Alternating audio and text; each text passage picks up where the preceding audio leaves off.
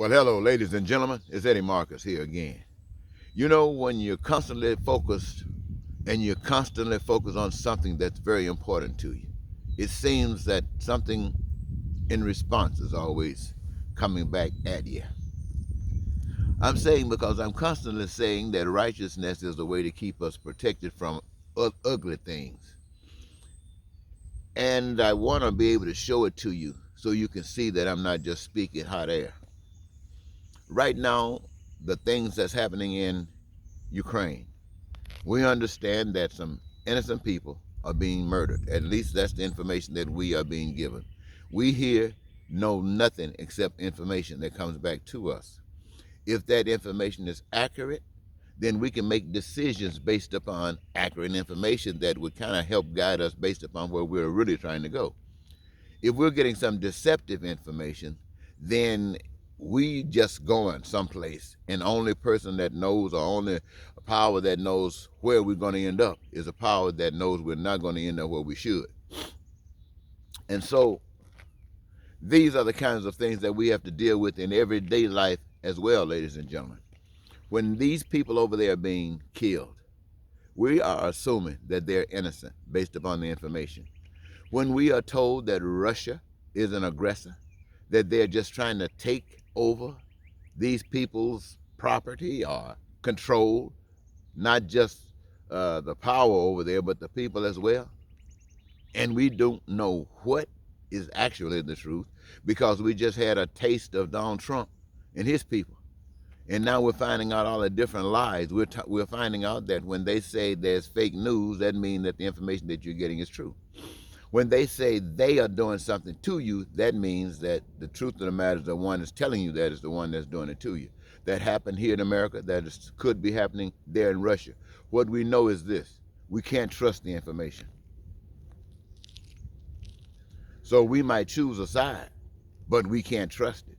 And if we can't trust it, we're taking a chance on everybody that might be affected by information that might be misleading. So how do you defeat stuff like that?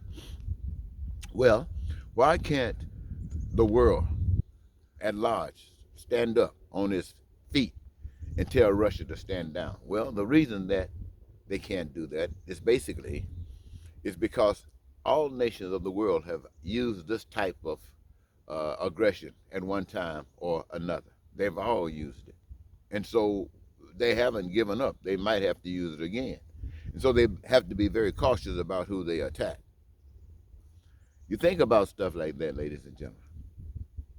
You have to think about when they say there's things taking place like pretexts. We are familiar with that. They're saying now that they're coming over some chemical weapons over in Ukraine.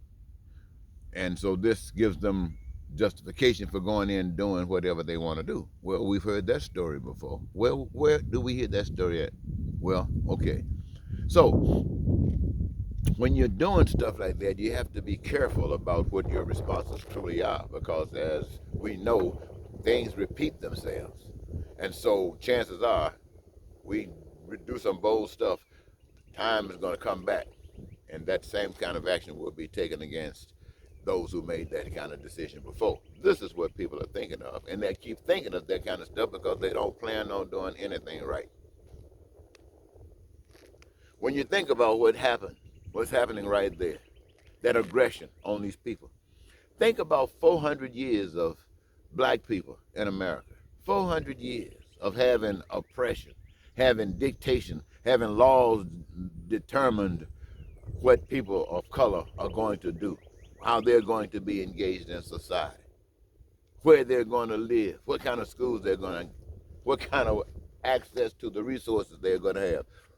Think about that. 400 years. Well, it really happened to all people, but think about for 400 years. And think about Black Wall Street. You've heard about that. Same identical stuff that's happening in Ukraine. Same things that's happening today when they put up a front to satisfy minorities, to think that somebody was trying to do something for them when they start talking about build back better. Well, earlier they gave us a black president, a man. Now they're giving a black vice president, a female, or they're doing great things for black people, aren't they? Well, you ask the poor people. They were poor yesterday, they were poor today, and if things don't change, they will be poor tomorrow. And that's an absolute fact. And so when you look at that, ladies and gentlemen, to the poor people who are having these, they didn't choose to be poor. They didn't choose to not be able to own homes. They didn't choose not to be able to have the kind of jobs that they desire. They didn't choose not to be able to pay energy bills. They didn't choose not to be able to have transportation or have the gasoline costs so high that they can't afford that. They did not choose to be living in ghettos. But this is their life. And the people who are in power to make decisions on their lives, as they have done in the past, are trying to deny what happened in the past as they take the necessary steps to step back in the past and try to repeat what they did before. They might not want to tell their people what happened. They might not want to tell their youth what happened. But we know what happened. And I feel kind of sad that people would think that black people were so ignorant that they will be able to repeat this again. And yes, I understand if we've done it for 400 years, what's wrong with a few more?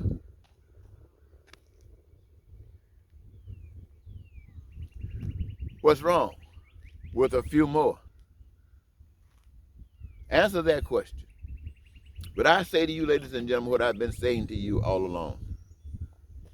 Even if America and other nations of the world have used these practices of aggression and infringed upon the rights of others, even if they have done that in the past and was making the decision that, hey, that was wrong, based upon what we have seen in the past 5 years, what we saw with George Floyd, what we constantly see all the time, and what we are seeing in Russia, outside of Russia, what we're seeing, that should tell us that this is a moment in time that we have to make a change. There's no such thing as just stepping back, getting a little bit better than we were.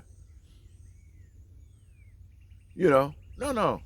That Bill Back Better wouldn't have done nothing. Just like $19, $15 an hour minimum wage. What does that mean? Yesterday when they said that, gas might have been $1.99 or $2.36 a gallon. Today it's $5 a gallon. So what does $15 an hour mean? It doesn't mean a thing. And what is it all about? It's all about what Russia is trying to do to Ukraine. Take over, master it, control it. What that represents, ladies and gentlemen, is what mankind has done to all of the earth. Just that, taken over, mastering it. Some got this potion, some got this potion, some got this potion, and everybody is using the people. They use the people to help them set up the system. And then they exploited the system against the people. And that's why the pain, that's why the suffering.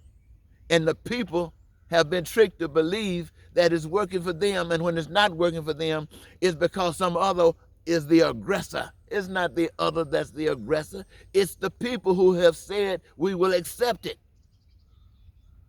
Like those people who are saying we will accept what's going on in Ukraine. We will accept those deaths. We will accept the destruction of that property. Why? Well, this is something that just happens in war, but it's not half of the world, so we can sacrifice that. This is what the world is saying about its own, that they themselves can be sacrificed if found in that same position. They are saying, sacrifice us. And you know damn well you don't mean that. You want the whole world to come to your rescue. But as long as Ukraine is standing out there alone, and this aggression is coming at them, and you the people are so committed to anti-righteousness or unrighteousness, you're so committed to it, you're not going to turn it loose. You can't do righteous. You can't treat people right. You are against peace. You are against prosperity for all. You are against freedom for all. You're against joy, and you're against dreams for all being fulfilled. You are against it. You just can't go for that, because it means that perhaps you are no better than anyone else, and they are no better than you. And you can't go for that. It's a shame. It's a shame. Well, my job is to tell you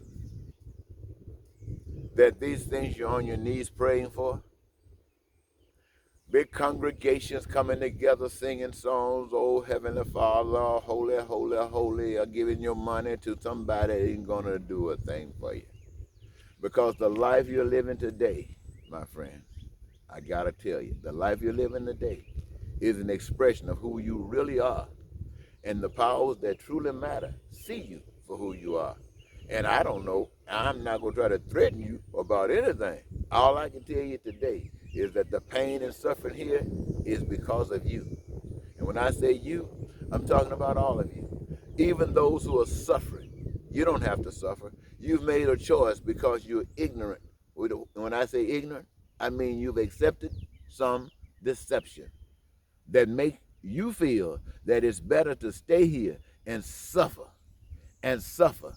even on your deathbed from cancer, to suffer and pain and scream rather than just die because you don't know the truth. And when you die, you're going to be the happiest you ever been. and, and you're going to laugh just like I just did. How silly you were. Well, anyway, ladies and gentlemen, I've said this to you. The power of heaven or hell is in your hand. And right now you have created a big potion of hell. And the choice is still yours. You can change. We haven't been consumed just yet. But if you don't do it, and do it quick. Well, until next time, this is Eddie Marcus saying, good day.